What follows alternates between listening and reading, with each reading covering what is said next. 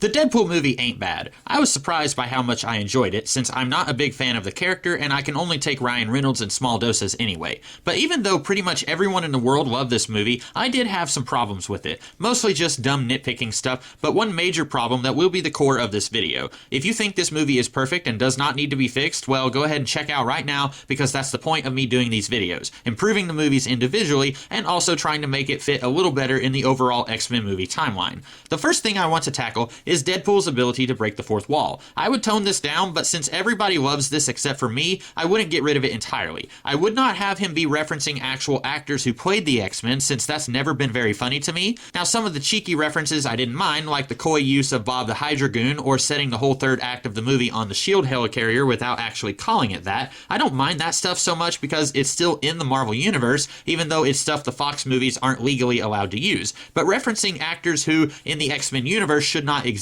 I've never really liked that, and it seems like they're just looking for a source of an easy joke, when in other places, this movie does so much better with the comedy. But getting back to Deadpool's fourth wall breaks, instead of him looking directly at the camera and talking to the audience, I would do it a little differently. If he's in a scene with Weasel, Colossus, Negasonic, or even in a fight scene with the bad guys, he will stop what he's doing and look to his side, while the other characters will look confused. He says, "So, I bet you're wondering how I got into this mess, huh?" to nobody in particular, and Negasonic might look at Colossus for clarification, and he's all like, "I don't know, he does this all the time, just roll with it." This way, you can still get your fourth wall breaks, sorta, and your source of exposition, but it would actually be funny, which maybe I'm just a curmudgeon, but I never found this aspect of his character to be that funny. As for the plot of this movie, on a scale of 1 to 100, I would give it maybe an 80, which when I was growing up, that was a C on the grading system. It's still a passing grade, but I think you could do better, and it wouldn't require a heavy rewrite like some of my other fixes in this series, except for one thing. Even some of the movies I've really liked, I've done more heavy reconstruction on them than I would be doing here, so take comfort in that, ye Deadpool fans.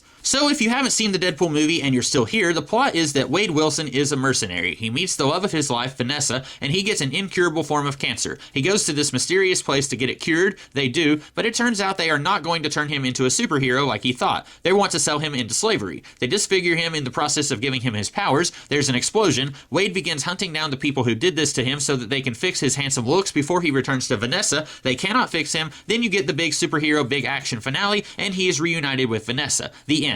The biggest problem that I have with this movie is Vanessa. Not Marina Baccarin. I think she's doing the best that she can with what she is given. And she's great in everything else that I've seen or heard her in. But this character is just nothing. The movie seems to think that if she quotes The Empire Strikes Back, that all the nerds will think that she is a fully fleshed out character, but she is not. Early in this movie, Deadpool's narration refers to this as a love story, and I remember hearing lots of people call it that. And now I can't tell if I was being trolled or if the people saying that were actually serious. But come on, are you guys for real? Vanessa is in this movie for maybe 20 minutes, and she spends about 15 of those minutes as a damsel in distress. This is 2016, but in this regard, this movie feels like it was made in 2002. Now, I think people were so taken in with this relationship because of the charisma these two actors have, and they've got that clever bit at the beginning where we see in just a couple of minutes that they've spent at least a year together, maybe more. But on paper, this is still a pretty weak love story. So the biggest thing that I would change about this movie, and I suspect it will be pretty unpopular with people who love this movie, in fact, I'm calling it right now, I know this will be unpopular,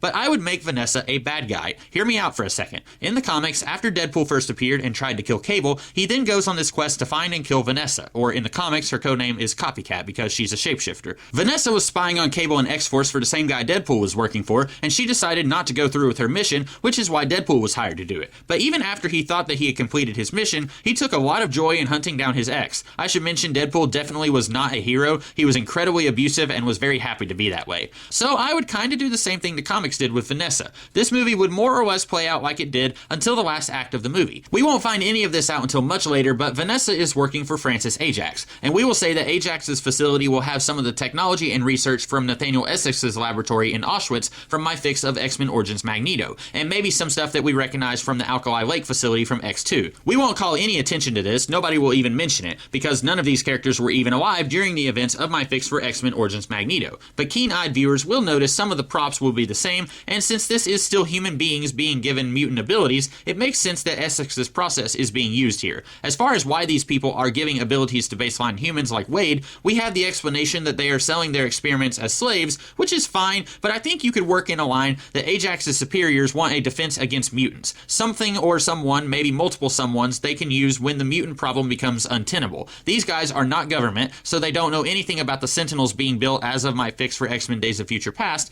and maybe they don't have enough of the cure to be confident that that would work either. So their solution is to find skilled fighters like Wade and give them powers and enslave them for their own purposes. Ajax needs new blood for these experiments, so he sends Vanessa to find people who will be suitable for their purposes. This would explain why she's at St. Margaret's, a bar which seems to exclusively cater to mercenaries, which she is not. Maybe she even does some digging into medical files of some of these guys. Not there at St. Margaret's, because then the Deadpool would be kind of moot. Oh, that guy's got cancer. Well, he's the next one who's going to die. But somehow she will find out that Wade has cancer, which in my fix he knows about before he meets her, and then we will get the meet cute between these two, much like what the movie gave us. Maybe nobody else felt like this was a problem, but Vanessa just sliding into Wade's DMs like this and saying, "Hey, sexy," well, that's not normal, even if you look like Ryan Reynolds. Heck, even if a prostitute is looking for a good payday and sees someone hot like Ryan Reynolds, this still isn't very normal. At least, I don't think it is. But if she is working for Ajax and wants to slowly convince Wade to go to him, then this is perfectly normal. They get to know each other, and Vanessa will actually fall for Wade. Eventually, Ajax sends the recruiter guy to find Vanessa and see what's taking her so long. He figures out Vanessa has found the perfect candidate, and without her knowledge, Wade ends up getting sucked into this whole operation that she was originally sent to recruit him into. You can still have Ajax kidnap Vanessa at the end of the movie, but instead of him and Angel Dust coming to the bar and finding out about her there, they will show up at the strip club Vanessa works at. When Vanessa sees Ajax, she will say his name.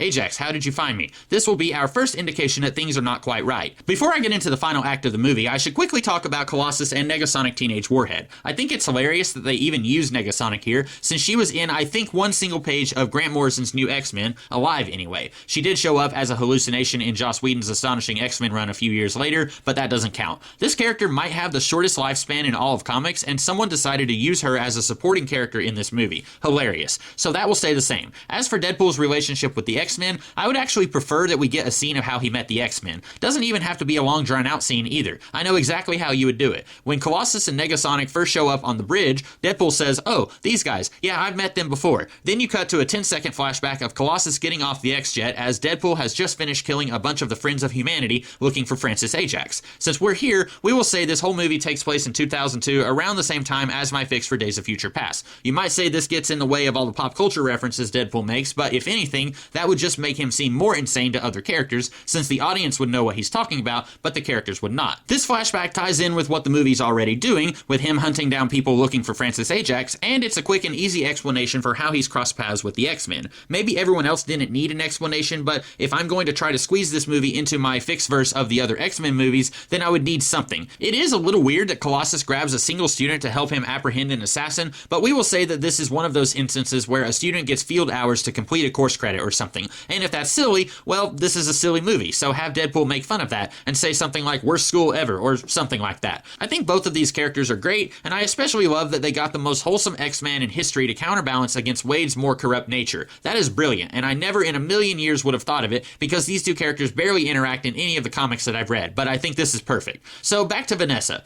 Wade, Colossus, and Negasonic will get to the helicarrier, and Ajax has Vanessa handcuffed like in the movie that we got. Then Wade says, "Let her go, she's got nothing to do with this." Typical hero blustering, that sort of thing. Ajax will laugh, and he says she's got everything to do with this. Then we will get a fast-paced flashback montage showing Vanessa working for Ajax. She's not really a prostitute. That was a big con to try to guide Wade towards Ajax. Wade's world shatters. Vanessa will try to explain that while he is telling the truth, she did fall in love with him, and she hoped if she didn't come back to Ajax, they could build a life together away from what Ajax had planned for him. Wade doesn't want to hear it. He's seeing red now, which is his color. There's your bloodbath like what we got in the movie, and one small difference. I would want Vanessa to participate in this fight a little more than what she did. In the movie, she stabs Ajax with a sword, but that's about it. I would want her fighting off goons, kicking faces, all while still handcuffed. And while Wade mows through the goons and Negasonic and Colossus are tag teaming against Angel Dust, Colossus will say something about "Stop Wade, he's going too far even for him," but she's unable to stop him. Either more goons get in the way or Angel Dust does, I don't know. Then Deadpool kills Ajax. Instead of him finding out that Ajax cannot fix his face and then he kills him, he just kills him because at this point, the one thing that he's been doing all of this for, he finds out that she was playing him for an idiot this whole time.